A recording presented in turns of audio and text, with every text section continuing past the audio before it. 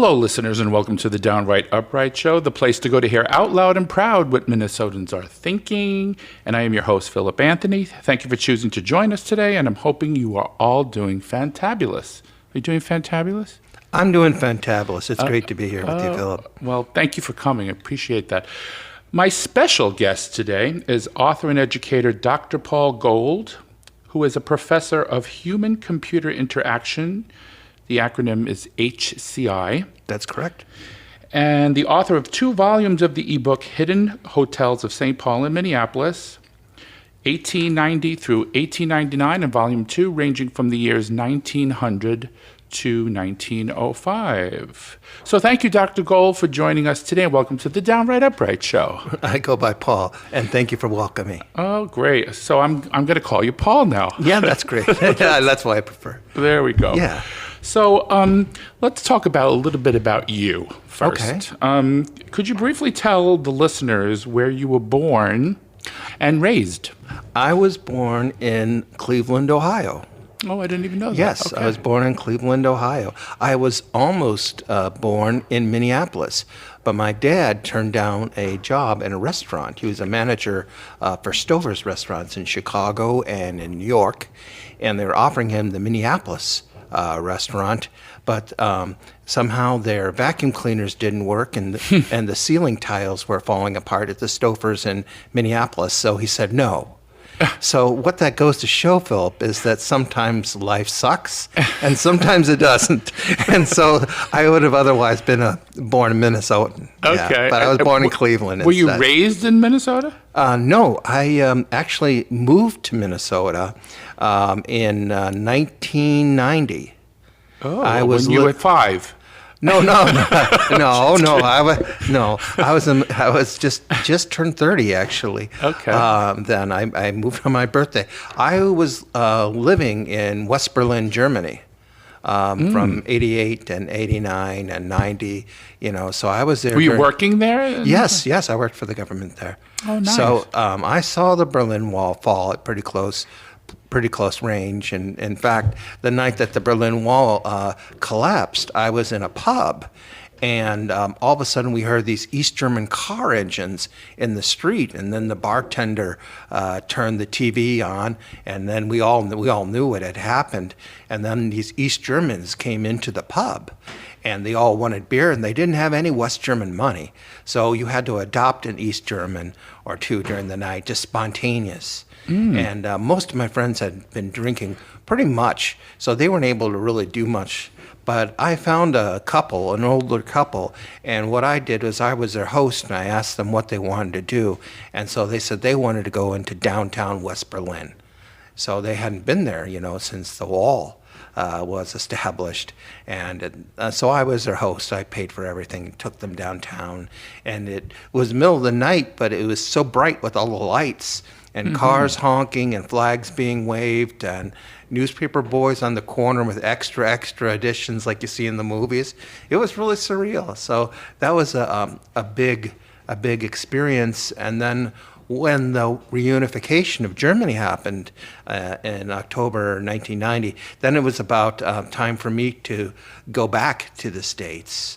So I stayed in Sweden for a while, and then I decided that I wanted to go to Minnesota rather than going to Cleveland, Ohio, where my family's from. Wow. Because I had an uncle in Bloomington. And so your uncle was the motivation my that uncle, yeah, and in Bloomington, who always said that I would be very comfortable here because of the Swedish community. So Yeah, that's true. So that's we have what a I did. very large Scandinavian community. That is correct. In Minnesota. Yeah, that is correct. I'm Swedish speaking and German speaking, yeah. Wow. So how many languages do you speak altogether? I speak Swedish and German and a little bit of French. Oh, wow. Yeah. Awesome. Okay. So, so where did you go to college and postgraduate school, and what subjects were your degree in? Well, I went to University of Missouri initially, and I spoke German. I learned German at University of Missouri, and then That is one difficult language, I have to say. It wasn't that way for me. Because, Really? No, Okay. not at all. Because I'd already spoken Swedish, And for me, it was an easy A. I was lazy. So it was really great. We had this instructor who taught us after class. He used to take us to this bar. It's called the Old Heidelberg, and he was a real eccentric guy, a guy that drank a lot. And he'd always cancel classes anytime a space shuttle was orbiting. I don't know why, but you'd have to know the space shuttle schedule. So, but anyway, we really learned to speak German.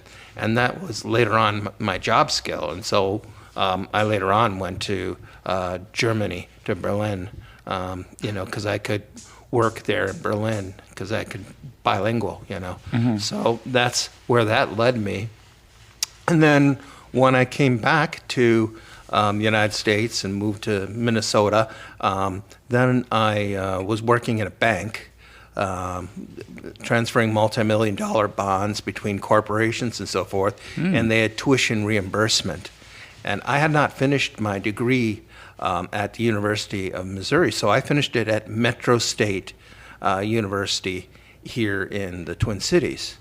And from there... Is that in St. Paul or in... Yeah, it's in St. Paul. St. Paul. Yeah, and then what that led to, what the bank was saying, we really can't move you up into like a management, but we will pay for your master's degree, because they had all this money because people weren't taking them up on it. That's when they used to have tuition reimbursement when I worked for First Trust. And so they helped pay for my master's degree in telecommunications from St. Mary's University of Minnesota. So I graduated from there. And then at that point, then I went on to work for Capella University, and then I got my PhD in psychology from Capella University. And then after that, I got a postdoctoral master's just about a year ago in data analytics. So that's the extent of my education. Well, that's a lot. That's great. I mean, you have so much background in so many different fields. I mean, and creativity-wise, I mean, from the books and... Yeah, I've always been interested in history, and I started publishing some history articles in the Ramsey County Historical Society magazine, and then I landed a gig as a history columnist for the Lower Town News. And that was in the year 2000. And the column was called This Month, Last Century. So I would tell you everything that's going on in downtown St. Paul 100 years ago this month. And that was a real hit. And people were very, very interested in these hotel stories especially. Right. And that's what gave me this idea of doing a guide to lesser quality hotels. Right, and that's what these books are about. That's prompted me. It's really interesting stuff, and so I guess with all these different professions and stuff, that I probably most want to be known as a promoter of cheap hotels. Did you have the interest because of your background in history, or the hotel thing was had a mystical kind of story that you wanted to tell about, like Jesse James's people and all that? No, well, I've always been interested in history a great deal. When I was a child, I met a survivor of the Titanic, and that really, and that got me kind of interested. Was it Leonardo DiCaprio? No. His name was Frankie Goldsmith. Oh, okay. And this is in Cleveland. And what was his role on the Titanic? This is interesting. He was a little boy on the Titanic, about my age at the time. Yeah, and he got in the last lifeboat and all that stuff. And he spoke at my dad's Rotary meeting and said, "I like kids." And I was the only kid that someone brought. My dad brought me there. And so I went up on stage, and before talking to all the businessmen, he told me one-on-one what happened, his experience. And he was telling me that one day they'll find that ship, and they'll find that it's broken in two. Because it's not like it looks like in the movies up until that point where it just goes in one piece. So I remember that, yeah. Well, I think our listeners, I have to tell them this. You know almost every subject about. I mean, I could, if this show was 5 hours, we'd still have more stuff to talk about. Yeah, we because would.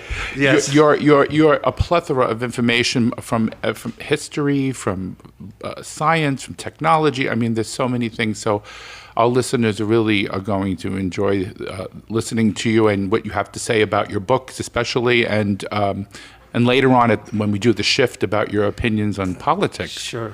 Because it's kind of like a smorgasbord of ideas, you know. So I'll let you organize and lay out the I don't table know with the even how- interview, and we'll. I really don't know how we're going to fit this in, but we're going to try. All right, I'll let you run. You know, I'll let you choose the dishes that you want. Yes. Well,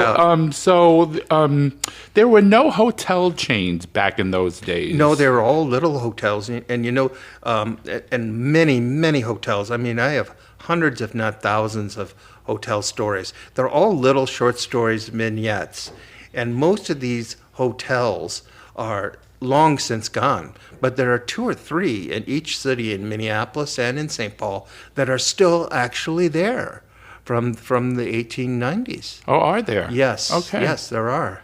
And Can you name one that's still there? Yeah, I can name one. One was the Colonnade Hotel, still a big hotel, still there. It's still called the same name, It's too? still called the same name, and it is an apartment building, affordable housing kind of apartment building.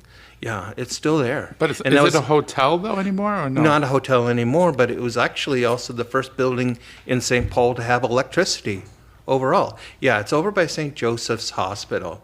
That's one of them. Yeah. So why and when do you think the hotel chain concept came into being? Why do you think? I know it's probably money. I mean, I'm going to guess. Yeah, it's money. It's corporate type of thing. But this is way before Right, these yeah. hotels.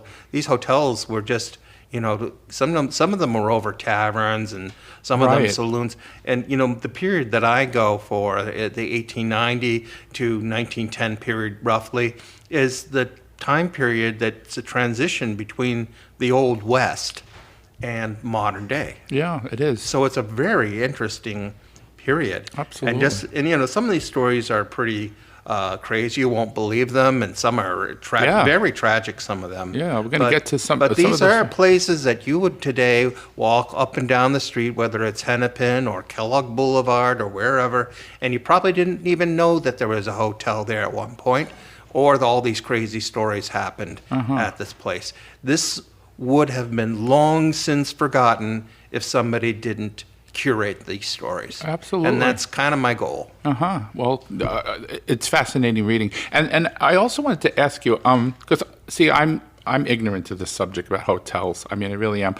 I always thought, like, for example, we were talking about this before the show, about the Hilton hotel chain, for example. I always thought that was around for a really long time, but you're saying it wasn't. It's a Not new back in those days. It Well, wasn't- not way back there, but Yeah. what, the 30s, you would say? Yeah, I would say maybe so. I don't know that much about the modern hotel. I'm only interested in the really old hotel story. They're kind of intriguing because here you come to a strange city and you just don't know what's going. It's kind of scary. They're kind of Oh, like yeah. ghost stories a bit. Oh, yeah. Because you're in a very strange place, and a lot of those hotels too. They were they were lit by gas lamps, and those gas lamps would flow gas. They would burn gas, and there's I imagine there were a lot of fires. lot of fires and lots of people accidentally dying because they're used to being out in rural areas in Minnesota and other places, and they would blow out the flame. But that's not the way to do it. You have to turn the key. Right. So otherwise it would flow. And one of these hotels had so many problems with that, particularly with Norwegians visiting St. Paul. They decided to bore holes in the doors so that it would leak out, so they wouldn't have quite as many people dying. Oh, my God. Yeah. And there's even this one story about this one traveler who wants to commit suicide. Yeah, and he's tried a couple times, but the gas systems weren't good enough at the other hotels. So he was still angry. That he didn't succeed. No, because they didn't have a good enough gas. Not enough gas. No, no. Okay, that's great. Yeah, so you had these kinds of things going on. Yeah. So why do you think visitors visiting the Twin Cities in those days were unfortunate if they didn't have a friend or relative to stay with? Why were those hotels considered dangerous fire traps or now you use the term disorderly houses. Tell the listeners a little more about that too. They call disorderly houses just is another word for houses of prostitution. Of ill repute. Of ill repute. They call them disorderly houses. Yeah, if you came and ventured in, you didn't know, what hotel had what reputation and so forth. But there's also these guys. If you went to the Union Depot, the Union Depot was in downtown St. Paul, is near where the Union Depot is now, but it's a little bit over. It's in that overhead rail thing that. So at any rate, with the the Union Depot, you would have all sorts of people that were almost like carnival barkers that you'd be accosted with, and these are hotel runners, and they're paid a commission to get people into these cheaper hotels. So you never know what you're going to get, and a lot of these guys were con men, so that they could steal all your money, and a lot of the time they'd be gypping immigrants. Oh, yeah. Because people would come up there to work in the lumber industry or agriculture or, and the Mankato Hotel, that's one of them. And they had two Germans there that wanted to find work in St. Paul. And the people in the Mankato Hotel bar or their saloon there, they were more than willing to take them down to the train yards to show them where they could work. They got robbed and beaten up. So basically, the question is correct that if you had relatives or friends in the Twin Cities in those days, that's what you you'd were want to much do. more fortunate. Much more fortunate to stay with them rather than risk going into. But if you didn't and you were passing through for work or whatever, you pretty much had your life on the line, huh? Yeah, and then of course some bigger hotels like the Merchants Hotel. That was like one of the oldest hotels in Minnesota and St. Paul. That was along Kellogg Boulevard. And that's where the public TV station is now in downtown St. Paul, is on that land. And that was one of the nicer hotels, but still you'd have things going on there, like a bellboy who had smallpox and was spreading smallpox. That was another concern back then. There were a lot of diseases back then. Oh, absolutely. Oh, yeah. And back then, it's with the contagion, they didn't ask you, would you like to be vaccinated? They forced you to be vaccinated. Oh, yeah. When they I had heard someone that. get smallpox, they would clear out these old hotels and force vaccinate the people on the spot. Yeah. And yeah, that's what they would do. So the anti-vaxxers would have had a coronary back in those days. Yeah, they would have. They would have indeed. Oh, my goodness. Yeah. Anyway, moving on to hotel lore. Yeah. I mean, I always was fascinated about ghosts in these. Did you hear stories about ghosts in any of those hotels in Minnesota? Yeah. And were they BS, or can you expand on that? A lot. I think if you look back at stories today of ghosts being in some of these hotels throughout Minnesota or throughout the upper Midwest, it's hit or miss. Maybe there is, maybe there isn't, but it can be a way to entice today's travelers to go there. If a ghost, that might help bring customers I was just going to there. say that because But- I'm, as a flight attendant, I go to hotels all the time, and there are a few that flight attendants have mentioned that they've heard footsteps when there's nobody there, or lights flickering, or there's a couple. I'm not going to obviously not name them, but what do you attribute that? Do you think that really there are ghosts in these hotels, or do you think it's just faulty wiring or thin walls? I don't know. I'm personally not a believer in ghosts. Okay. So but I know there are people that are. Oh yeah, I know a lot. Yeah. So who am I to say? But you've had stories come up during your investigations of those hotels. One was a Union cavalry officer who died of pneumonia in one of them, and they say that you might hear his boots of his spurs, in the hallways. You know, Okay. things like that. Okay. You know, but there were an awful lot of suicides and deaths and murders and stuff in these hotel rooms. So it's pretty scary. Maybe they were doing mushrooms. Who knows? They were just No, no, that's not. hallucinating. No, I don't know. There would be a lot of people who would commit suicide, for example, by drinking carbolic acid. No. Yes, absolutely. I mean, is it similar to when people were drinking Clorox to get rid of COVID? Is that similar to that? Yeah, this stuff. Yeah, I mean, I hate to laugh, but it it was happened. really a craze, and they had a lot of people that would drink carbolic acid to commit suicide. You know, can you imagine an excruciating? That's awful. Just awful. But I mean, it was a real thing back then. Yeah. That people would go to these hotels and drink carbolic acid, and it was pretty gruesome. Well, I want to tell the listeners, though, that all the stories in the book are 100% true. 100% true. And can you give our listeners a particular incident in the book, or books, because you have 2 volumes, that people thought was actually an old wives' tale, but wasn't an old wives' tale, was actually a true story?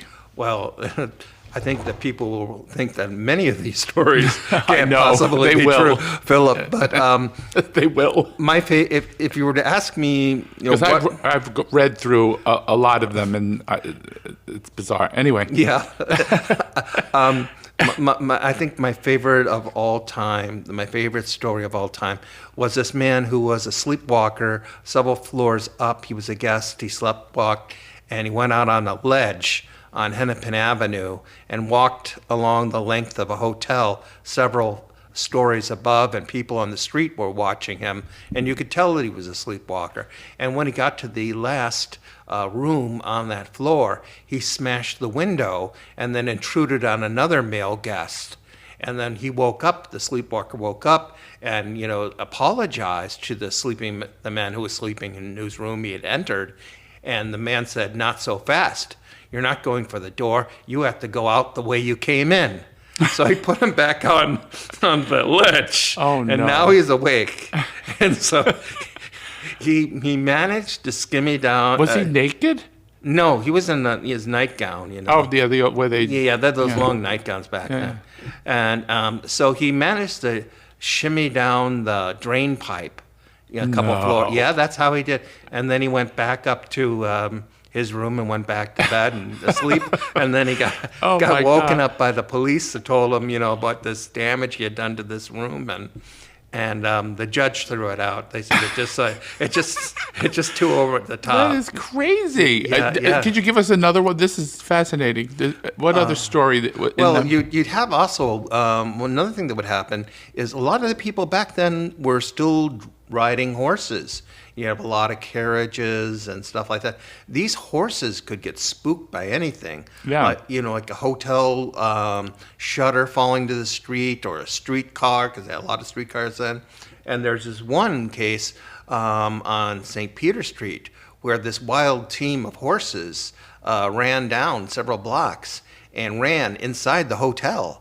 And one the of horse ran in the hotel. Yeah, one horse ended up in the lobby of the hotel, and the other one in the saloon at the hotel. Oh my God. Yeah, so you know it's a very different time.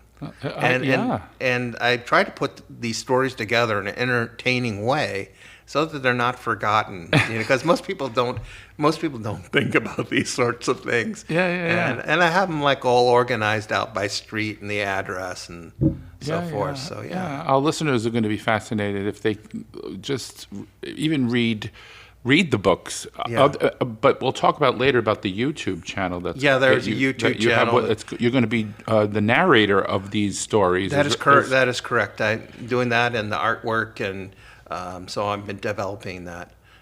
It takes time to put that together, but I'm sure. But I think if you like with Halloween coming up.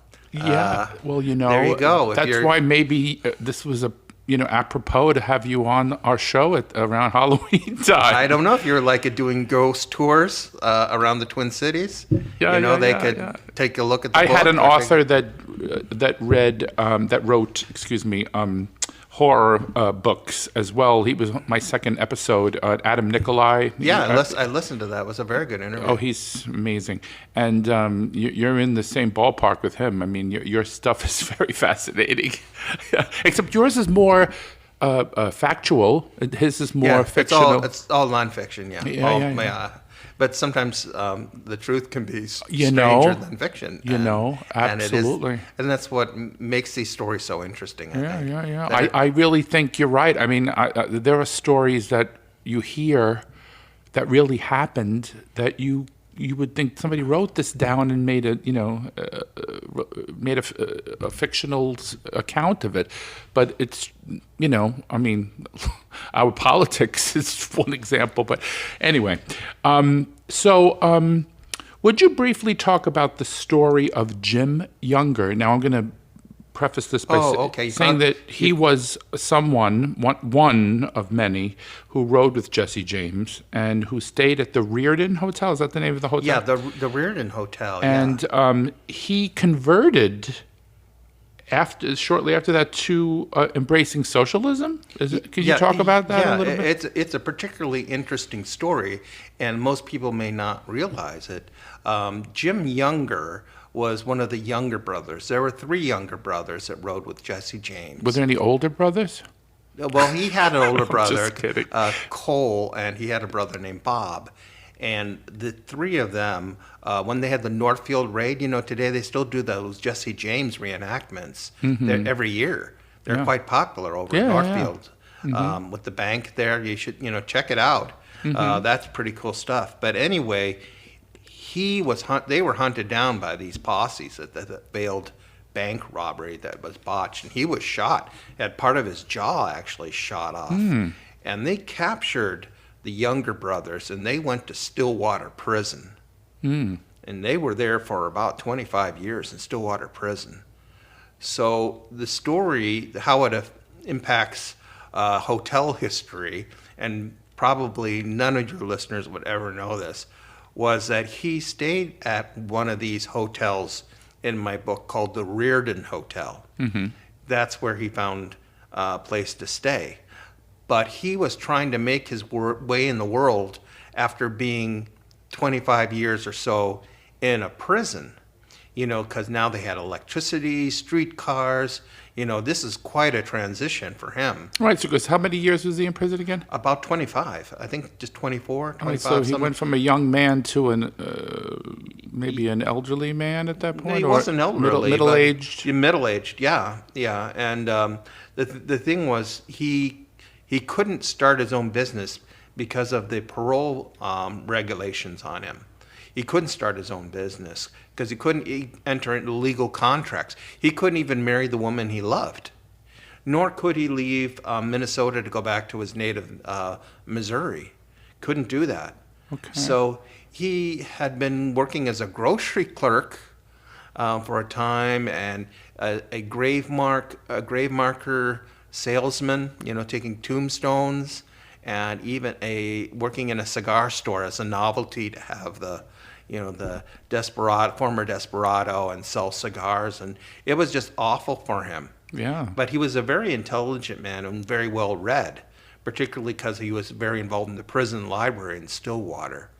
And eventually he adapted some pro-socialist or pro-liberal democratic ideals, and that's why he supported William Jennings Bryan. But unfortunately, all the stress that man was dealing with caused him to commit suicide, and he shot himself dead on October 19th, 1902, in the Reardon Hotel.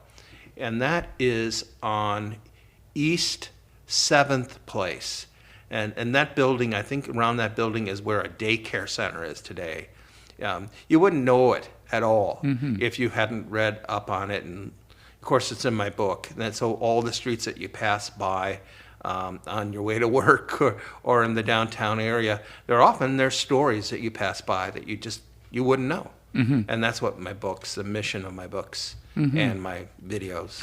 Were all 3 brothers imprisoned, or just all 3 Jim? brothers? All 3 brothers were imprisoned, and then Bob died in prison of, I think, lung problems, like either tuberculosis or something like that. Bob Younger died. Cole Younger went on to do like, Wild West shows and stuff like that. Okay. So, So, but he had a hard time. He had a very hard time adapting. and that's why he adopted or embraced socialism at that point. And yeah, Very cool. liberal Democrat. So now you're in the process of, like I was telling you before, we were telling the audience before, you're in the process of developing a YouTube channel about Minnesota history, right? I am in the process of, I have some video clips up there based on stories from my book that anybody can access.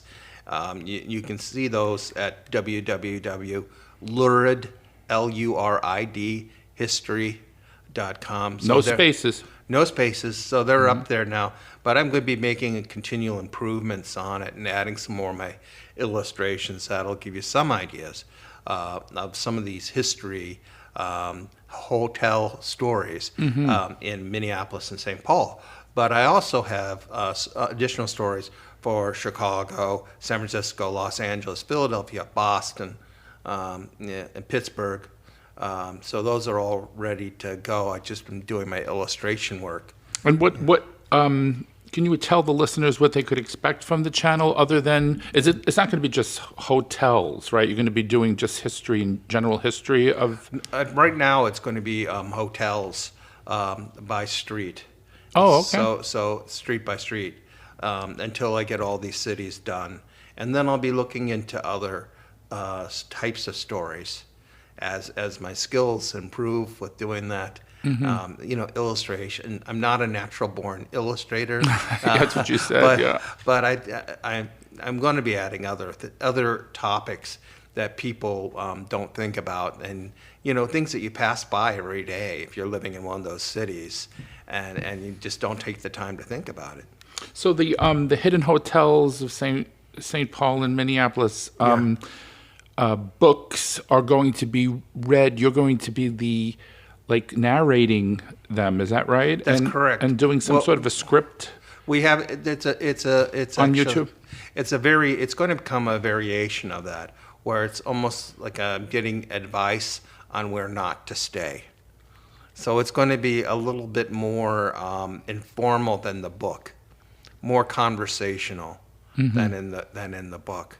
But they're going to be based on those same true stories. Yeah. Oh, okay. I can't wait till you post those, because they'll be fascinating. Why did you say St. Paul and Minneapolis when you wrote the book? Why and most people say Minneapolis, St. Paul. I'm just curious. I don't know if it's any reason. I lived in St. Paul for so long, Okay. So Yeah. I'm more of a St. Paulite than I am a Minneapolis. Yeah, I never could understand why. I don't know. It's me. It's just, people just saying Minneapolis because it's a bigger city. I don't know, but St. Paul is actually the capital of Minnesota, and it's the first city. Minneapolis was a later entry, if you want to say, and it should be St. Paul, Minneapolis, right? But I don't want to upset the Minneapolis people. No. We love Minneapolis here. We don't, Exactly. so don't take it the wrong way. Anyway, so we have now come to the part of the show I like to call the shift. I think you know what that part of the show is. It's where I shift the questioning away from you and your career as an educator and an author, and into your opinion of current events. Okay, are you ready for this? I'm ready. This is the part of the show. I think people, I hear a lot of things that people are very interested in people's opinions, and you are just fascinate me. I mean, like I said, you know so many different things, and your opinions would matter to the listeners, I'm sure, when they hear your when you voice your ideas. I promise to do my best. Well, no, you're not going to have to promise. No, It's going to happen. You can always expect a candid response. Now, as of the taping of this show today, Yes. As you know, Queen Elizabeth of England passed away. And also, the 21st anniversary of 9/11 just passed. And some pundits have said the monarchy has kept the UK unified, even though there are strong political differences in that country too, just like we do, just like we have, excuse me. In America, we don't have a monarchy, obviously, and the last thing that brought us together as a nation was the tragedy of 9/11. And only another tragedy can bring us together. This is what these pundits are saying, like, we're in a different dynamic than the UK, because the UK has the Queen to look up to, kind of thing. And she's not a political figure, she's just a unifier, kind of thing. Do you agree with that statement, and can you expound on that a little bit? Because I find that fascinating. When I heard that, I thought that was something we should talk about. I'm nobody's pundit, but no, it's an opinion show. No, just an opinion. But I would hope that we don't have any kind of disaster or calamity like 9/11 ever again. And I don't think that that's going to be something that cataclysmic is going to bring back a divided country again. Mm-hmm. It's already divided right now. What will change if we get past this period with the ex-president Trump being more contained, his ability to persuade and agitate people to do things that are asocial, like attack a Capitol or jettison democracy. When we have that tempered down a bit, then I think we have a chance of reconciliation and more rational thinking. But I do think that part of the problem, too, is that there's such a wide expanse between working people, what they make, and people who are super rich. And so people are becoming very disgruntled because they are having a harder and harder time making ends meet. So until we get a little bit more equality and sanity to rates of earning and how people make livings, I think that will be the key to having people reconcile and things become less heated. Mm-hmm. That's how I see it. I mean, it's maybe a little convoluted, but that's... But it's interesting, though, the dynamic about him, because if you really look at it, when he was in office for 4 years, all he really did, if you think about it, was lower taxes for very wealthy people. Extremely. And what does that have to... Why do you think... I find a disconnect with that, because I'm not that rich. I don't have any money. I mean, I'm not poor. Like, I'm not, but at the same time, I'm not a rich person. And most people are middle class or lower middle class or working class, whatever terminology you want to use. But I don't see the connection between him, what he did. He sits on gold toilets, in his mansions, and do you see what I'm saying? I mean, I see what you're saying. What is the connection here? One observation that I have: if you look at those people that are protesting in front of Mar-a-Lago, out there protesting and waving flags, Trump flags, and so forth. Right. Do you ever think that those people would be allowed to go into Mar-a-Lago themselves? Never. They would be persona non grata there. Yeah. So why is it that he has that much influence over these people? It doesn't make any sense. It really doesn't. Except that hate is a very strong emotion. Well, do you think? I think that's a lot of. I think you're touching something here. A lot of this is hate based. Yes. Hating the others. Yes. But what about the religious aspect of it? He is the most I shouldn't say non-religious, unreligious person I have ever seen in public, ever. Yeah. And yet, you have people who claim to be evangelicals right. embracing him. Right. What the heck is that about? Well, part of it is so that they can get their own political agenda furthered by supporting him. Like some of these Supreme Court justice nominations that Trump has made, they want to make gains too. Mm-hmm. And if you look back at the history of religion with organized religions, when they'd have popes and kings, in conflict with one another, it's a power grab. Yeah. in some way. What do you think about, I hate to interrupt you, what do you think about Vice President Harris's comment, I think it was yesterday or 2 days ago, when she said that the Supreme Court that we have today is an quote unquote activist court?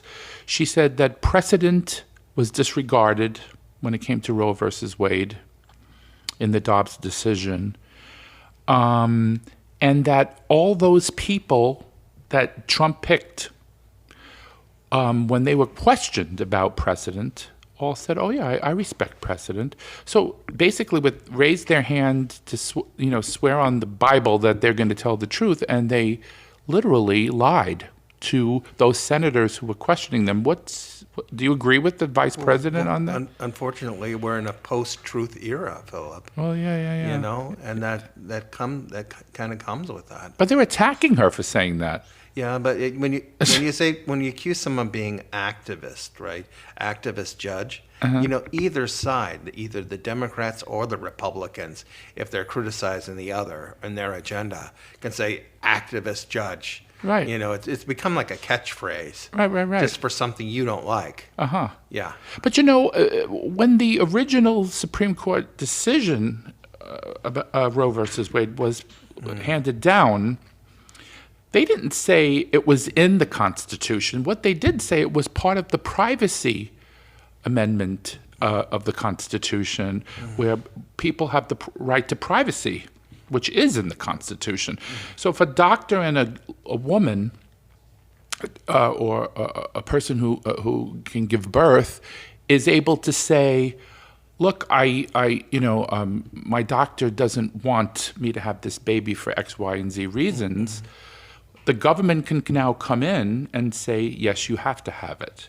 So where's the privacy now? If that was overturned, But you know, it's kind of ironic because a lot of these conservative and Republican people, they don't want the government in their business. Oh, and yeah. Here the government is being intrusive Bingo. into somebody else's business. You know, really. Yeah, so where's the freedom? They talk about, they're the party of freedom, and, we believe in freedom. There's no freedom when you're telling somebody what to do with them, with their own personal body. Yeah, correct. It would be like if the Supreme Court passed a rule that says every man, after he has his second child, has to have a vasectomy. It's the same thing, basically. If you're telling a woman she can't do something with her body, it's like telling a man, you have to have such and such a procedure after your second child. Isn't that kind of like what happened over in China with the one-child policy? Well, there you go. But they didn't. And that's communist. You know, the funny thing is that we become, during the Trump era, that we became so much more friendly with the Russians. They were our adversaries Did for you notice decades that? and decades. Yeah, very much so. Oh, yeah. They were our sworn enemies for decades and decades. What happened? What did he say? I always forget that quote that he said when he was standing next to Putin, when they were saying, did Putin have anything to do with... Do you remember? I remember he very strongly assured me that he had nothing that's to it. do with something like that. I have no reason not to believe him.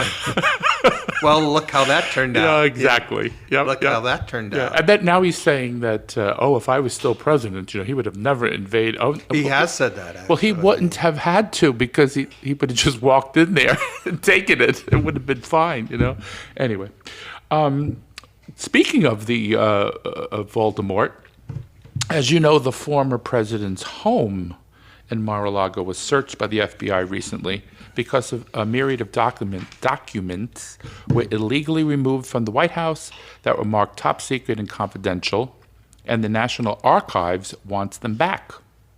Funny, right? How dangerous is it that the FBI found some of these documents and others are still missing because only empty folders were found? Now, try to picture this. You're going in there, and they found some documents, yes, and then there's other folders that read top secret and whatever, confidential, and they're completely empty. What happened to those documents? Isn't that freaky to you? Yeah, it concerns me. It concerns me, the lack of security of what they're reporting. What the reporters are saying, that there were really lax security. Any other politician or citizen would be in severe trouble right now. Oh my goodness. I mean, who knows what they leaking? And what Oh, if he's aren't they nuclear, supposedly the- nuclear secrets? Nuclear secrets, but why is he doing that? I mean, is he selling it? Who knows? Who knows? Because everything is for the buck, you know. Oh, with him, yes. You It's know, all about the so money. It's all about the money. So what happens? Can you know? There's been some talk about, well, can he get indicted, or should he be indicted? Maybe we should be hesitant to indict him because he's He's a president. former president, yeah. Yeah, He's above the law. yeah. My theory, anyway, or my idea is that, yeah, he should be indicted. And man, I know it's dangerous to say, but he should be. Why And, is it dangerous to say? well, I mean, you you commit never- a crime, you should pay the price, Well, right? you never know what, because we have such amount of street thuggery here, you know. Oh, yeah. You know, But see, but Paul, this is only one of many different court cases that are in the pipeline right now. If you know Yeah, they're- anything they're- about Donald Trump's life, yeah. I mean, he's got everybody and their mother suing him for some reason. Mm-hmm. I mean, you look at Georgia. I mean, they have him on a phone call. This is the one that upsets me the most. This is the one that I'm like, okay, you basically admitting that you are Rob is stealing the election, trying to steal the election, and appoint your own electors, you know. And he said, "Could you find me 11th?" And it's funny because it's one vote more that he lost by. exactly. Can you believe it? But you know, if he gets put into prison, then he could be potentially seen as a martyr, Well, yes. which also raises him. Well, he's being raised as a martyr now, isn't he? Because of his house being raided. Well, it'll be even more, and that is a worry. But one possibility is that he does get indicted, but you let him continue to have his passport. That's what I would let him have his passport, even though he's indicted. Let him have his passport. Let him know that he's going to have to report to prison in 5 months or 3 months or whatever period, because then he'll go into exile. He'll have a one-way ticket to Moscow. He can he can stay with Kim Jong Un. Yes. You know, because they've had love letters Yeah, between they them. sent love letters to each Right. other. So Yeah. that's where I think he should go to North Korea, and just be an asylum there. And I think that would be a good And a good compromise. And don't forget, New York, he's got another case there with the Attorney General there is with his business. There's just every time. I think he'll flee. I think he'll try to flee. there's so many different. I think he'll try to flee. Can all these be hoaxes? All of these No. Is that possible to have all these different people suing you and they're all a lie? They just don't like me. That's why they're doing it. I mean, is that a reason to bother spending millions of dollars because they don't like you?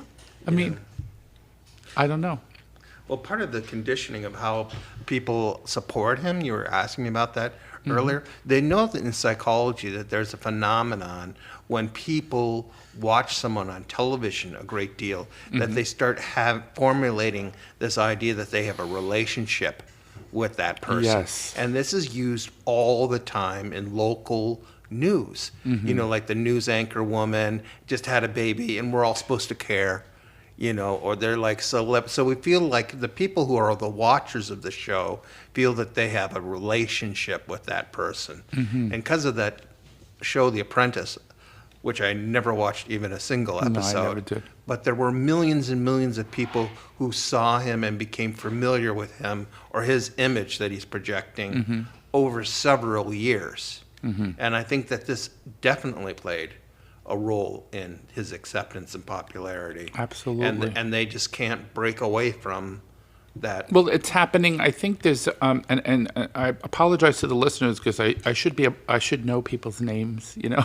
But there's a woman running in Arizona, I think it is, who she was a news anchor, but she's one of those election denialists who says the election was stolen from Donald Trump, and she, she's very well put together. She's very stylish. She's very out there. She's dynamic person, and I have a fear that because of who she was, that she was this. And the same thing with Dr. Oz and Herschel Walker. I mean, the Republicans can only put celebrities up there because anybody else would lose if they just spewed this nonsense.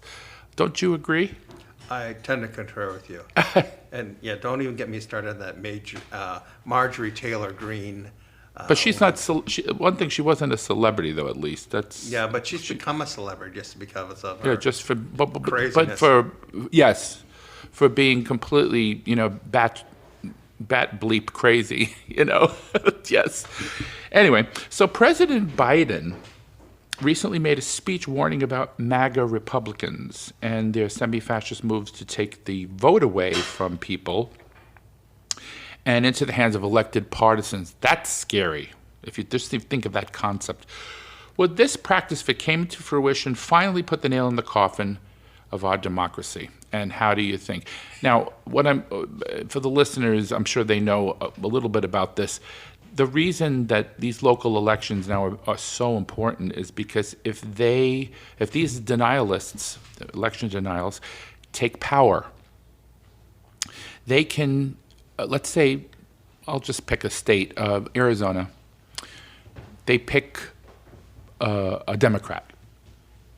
And then the Secretary of State turns around and said, no, that didn't happen. That's not what happened. So we're going to send different people, electors, over to Washington for Arizona. Don't you see how dangerous this can be?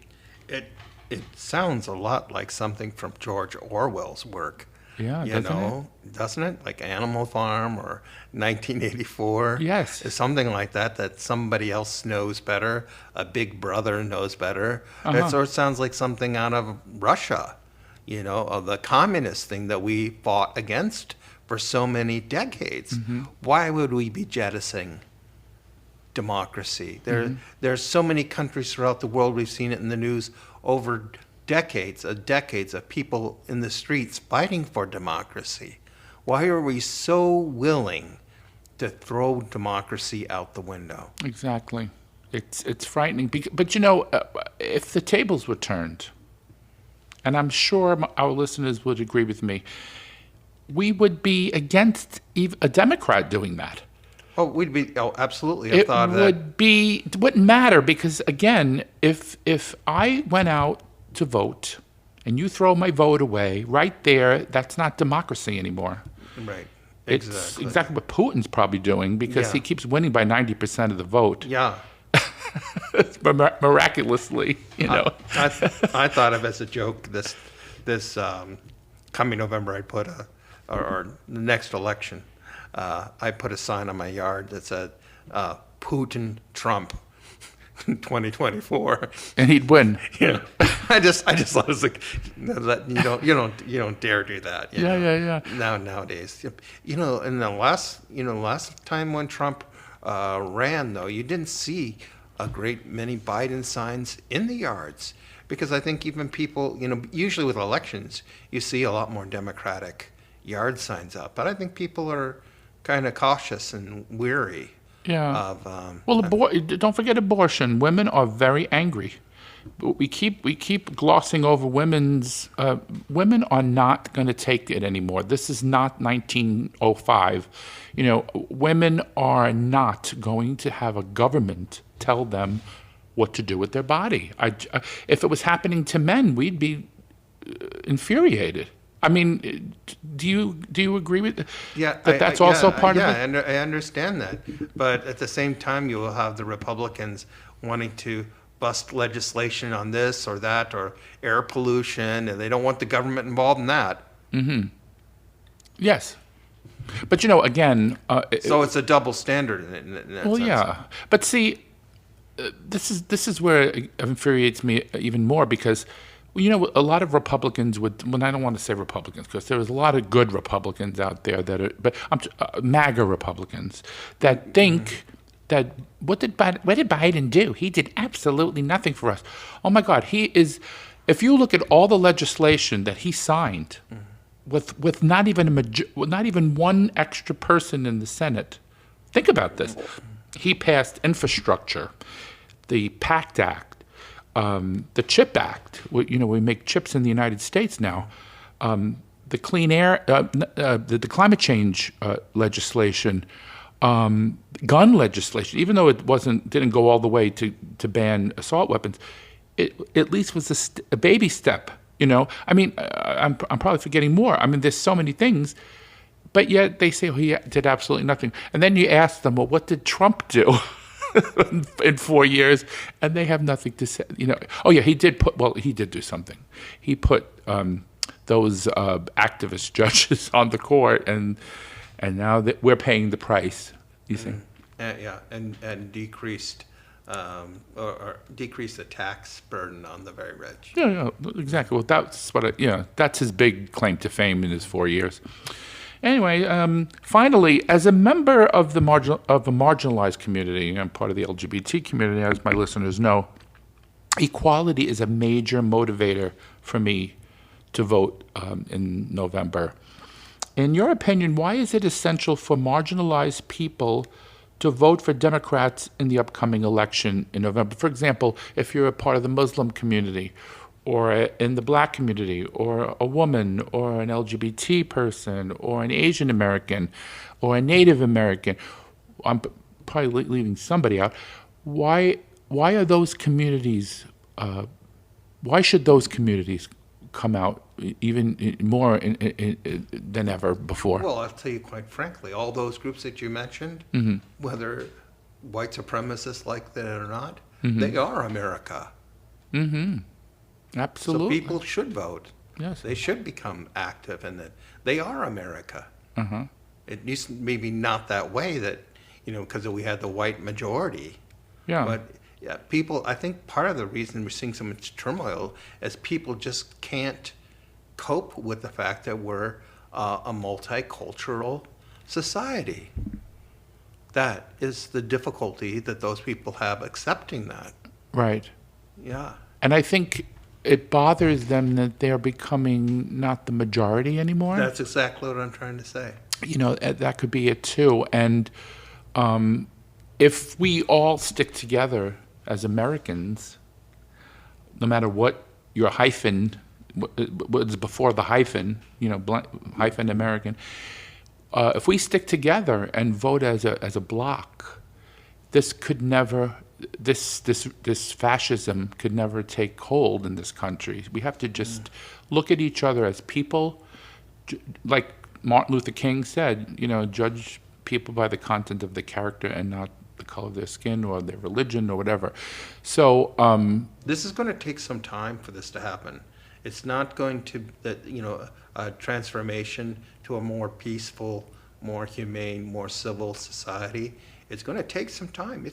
This could take, I think, 20, maybe even 30 years to get out of this period. But you got to remember too, you're about the same age I am, and you remember the McCarthy period? Yes. Was a little bit before our time. Communism. That was a frenzy and craziness too. But eventually we got over that.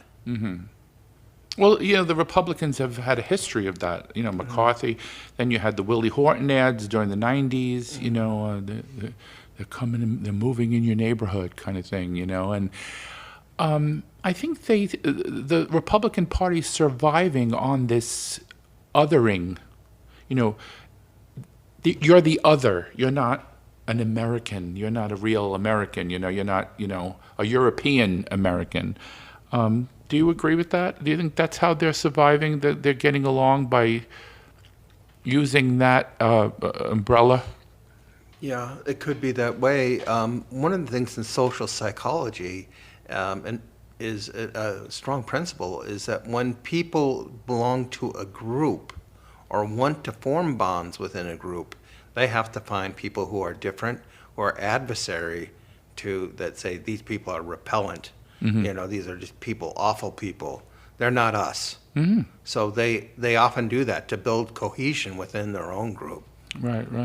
So that's what's going on, because it's crazy. In the last couple decades, we had two political parties, the Republicans and the Democrats. And although they weren't exactly the same, and had differences between them, they were not bitter enemies. Absolutely. Nowadays, it's like a blood fight, between these two groups. Yeah, look at Richard Nixon created the EPA. That would have never been on the agenda of the Republican Party in 2022. So I think this is not going to be a short fix to this. It's going to take quite a bit of time. People have to develop critical thinking skills and see beyond the propaganda, because a lot of the propaganda techniques are the same that we saw in Nazi Germany. If you tell a big lie long enough and hard enough and loud enough over and over again, a certain amount of the population begins to believe that. That's what Mein Kampf was about. Yeah, that was repeating the actually same lie many times, and eventually this people. is after Mein Kampf, but this is Goebbels with his propaganda. You just see, if you look at the history of Germany and all that evolution and the gaining of power, you're going to see some similarities. Oh yeah, to make what happened Germany the last great. four- Make Germany great again was Hitler's exactly. motto, Exactly. and we must stick together. We're the greatest. Germany first. Well, America Right. first is the same as Germany first. We live in a world. You can't isolate our country and say everybody else is beneath us. You see, that's the problem with a lot of America first people. Or that God only cares about the United States. Yeah, I like that one too. Yeah. Anyway, unfortunately, we have come to the end of the show, Paul. Oh, thanks for having me, Philip. You're welcome. So for more information about Dr. Paul Gold's book, you can check out the book on Amazon by typing in Hidden Hotels of St. Paul in Minneapolis, and you will find both volumes of the ebook there, correct? That's correct. They're both available. And the YouTube channel, the connection to get to those YouTube videos is www.lurid, L-U-R-I-D, history, history.com, no spaces. And thank you so much, Paul, for sharing your time with us on the Downright Upright show today. Well, thanks, Philip. Thanks for having me for a guest today. Oh, and maybe in the future you can come back and we can do this again sometime. Sure, we can do that I'd again. love that. Okay. And to our listeners, thank you for spending time with us today, and please stay tuned for more of the Downright Upright show in the future.